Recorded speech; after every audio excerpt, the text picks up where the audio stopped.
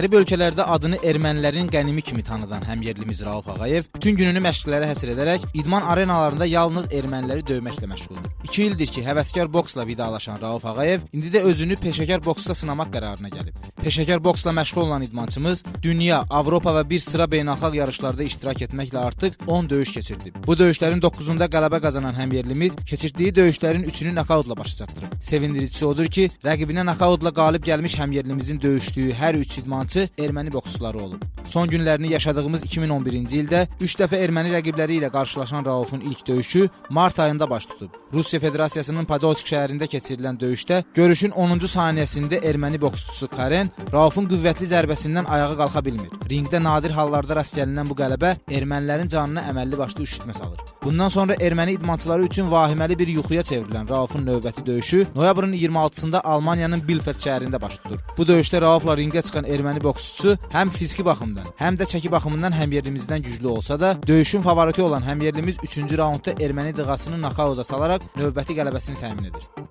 Rusiyanın Moskva şəhərinə qaydanda ondan bir həftə sonra Aziya kəmərimə mənə elə bir ki vızıv verdilər, yəni qorunmalı idim.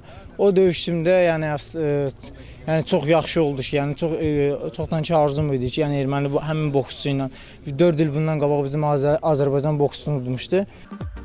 Fəxrimiz olan həmyerlimiz dekabrın 12-sində ermənilərlə növbəti 3-cü qarşılaşması zala toplaşan azərkeşləri heyrətə gətirir. Rauf üçün heç də asan keçməyən bu döyüşün 2-ci raundunda ermənini nokauta salan boksçumuz yağı düşmənimiz olan ermənilər üzərində qələbələrin sayını 3-ə çatdırır.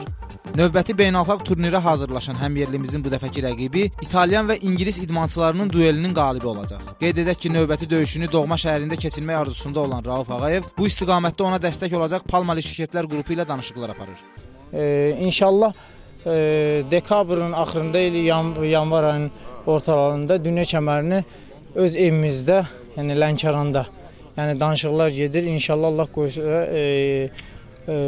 bizim Xəzər Lənkəran İdman Klubu dəstəyi ilə sonra bizim Şahin müəllim Zülfüqarov, yəni mən buradan uzaqda olsam da 3 ildir Moskva şəhərində idmanımı yəni Moskva şəhərində davam edirəm. Yəni Azərbaycanın bayrağını orada qaldırıram da, yəni bütün ölkələrə orada hazırlıqlar aparıb çıxıb gedirəm. Onu da qeyd edək ki, daha çox erməni rəqiblərinə dərs verməklə meydandan qalib ayrılan həmyerlimizin ermənilərlə növbəti qarşılaşması gələn ilin sonlarına təsadüf edəcək. Bu döyüşdə o ermənilərin boks simvoluna çevrilmiş Viç Darçinyanla duel ortağı olacaq. Erməni döyüşçülərini əzə-əzə döyüş meydanlarından qalib ayrılan həmyerlimizi möhtəşəm qələbə münasibəti ilə təbrik edirik və növbəti döyüşdə də ona uğurlar arzu edirik. Hər zaman Azəri oğlunun gücündən və qüvvətindən qorxan, onun qarşısında belə durmağa cəsarət edə bilməyən ermənilər yaxşı bilməlidirlər ki, Rauf kimi oğlanlar hər zaman onlara göz dağıdır. Keçirdiyi döyüşlərdə ermənilər üçün vahiməli bir yuxuya çevrilən həmyerlimizə qələbə dolu görüşlər arzu edirik. Ənvər Quliyev, Əli Zamin Şabanov, Lənkəran.